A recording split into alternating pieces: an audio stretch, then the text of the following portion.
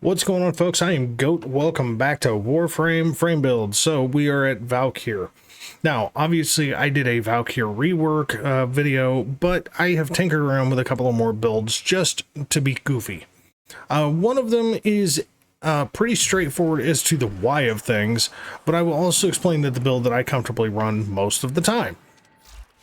So the shards are literally identical from the rework video, but I'll go over them again in case you didn't watch it. We got health, we got an equilibrium shard, we've got ability duration, which is kind of a thing, okay? And then max at spawn, just to be able to kind of start out and just start fucking people up. That one's really the wild card. The talons are a melee influence talon setup, as I showed in the rework. Especially spring-loaded blade coupled with the rest of the setup is a very, very interesting function. It's still very much it's more damage on slide attacks than anything else, much like Valkyr's always been. But like I said in the rework video, I don't know why my microphone keeps pinging and hitting like crazy here. Sorry for the noise. Much like in the rework video, yeah, Valkyr has become far more interesting because you actually do have to kind of give a shit about dying.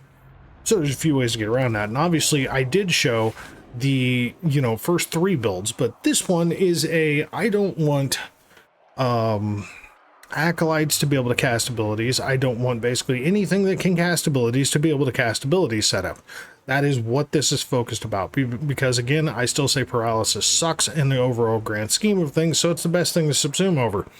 Silence is silence is an interesting one. It's an interesting choice because yes, it does stop any enemy within its range from casting.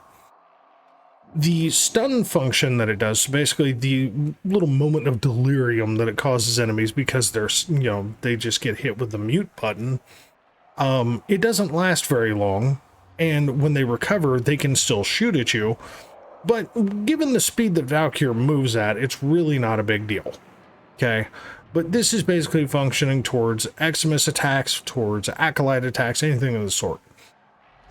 Pretty straightforward, really no need to go into it too much. The dopamine build is the Wrathful rework. Okay? So, energy conversion.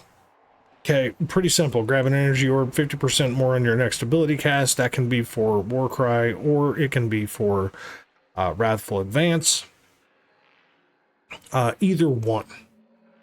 The funky one on here, and you'll notice like nothing in the Axillus. If you really want to put another form on here, you can. It's really kind of no need. Yeah, like this build as it sits is completely functional, and Arcane Reaper is the interesting one because just basically more armor, more energy, even if it is temporary and melee based. It still gives you more energy in case you are having energy problems. But I will say, overall, the build that I'm still quite fond of is this. Yeah. Not having to focus on casting Warcry, albeit it's really like casting Warcry because it's no longer a static function, is pretty damn good. Not having to cast Warcry is pretty damn nice. And having Roar on here for just general damage output is pretty damn good. Now, the only hiccup difference here is that, again, everything comes down to, energy usage, right? So it's like you could run into a few energy problems. I can't remember. I think it's on this build. Yeah, this build is the much more straightforward Roar build. It's pretty damn similar in many respects except for the range. And it's the range that, because Ripline, right? Ripline is actually pretty good now. So only going from 9 to 10.3 meters is kind of meh, going from, 9 to 22 meters, yoinking motherfuckers with a grouping ability that actually functions well is, in my opinion, a far better way to go about things. So, the Equilibrium Shard, coupled with having Equilibrium on here, plus having Arcane Battery and then Warcry giving you more armor to basically give you more energy, is all just kind of a win. So as long as you're killing, you are just constantly keeping Warcry going, which means you are constantly keeping your armor higher, therefore you are constantly keeping your energy pool larger.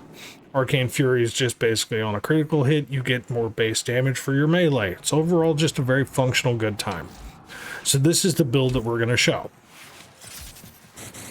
No, somebody like we hit Warcry.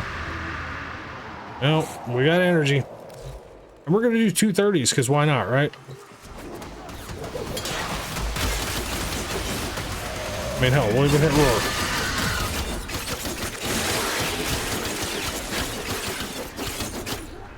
Now, that was just with a melee, right? Just with a melee. So if I do Hysteria...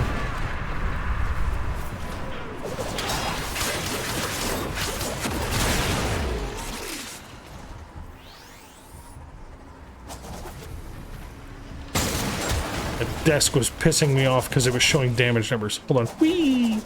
Whee! Yeah. I mean, as you see, really not much of a problem with energy there. Upkeep on, you know, Warcry, very good. Upkeep for staying alive, very good. Movement, very good. And it didn't even really do a whole lot of slide stuff. That was just more primarily just attacking the shit out of people. So, I mean... you know, shows both sides of it. You don't necessarily have to use Hysteria as long as you got a good melee, or you can use Hysteria and just kill the shit out of them even quicker. Your call. I personally think range based with, you know, range coupled with using actually utilizing Eternal War, and then anything else. I mean, you can use Nourish, you can use, you know, you can use Eclipse. You can use Roar. Roar, I still think, is the best because, honestly, it just is the ultimate, you know, factional damage bypass, so you don't have to sit there and mod for that shit.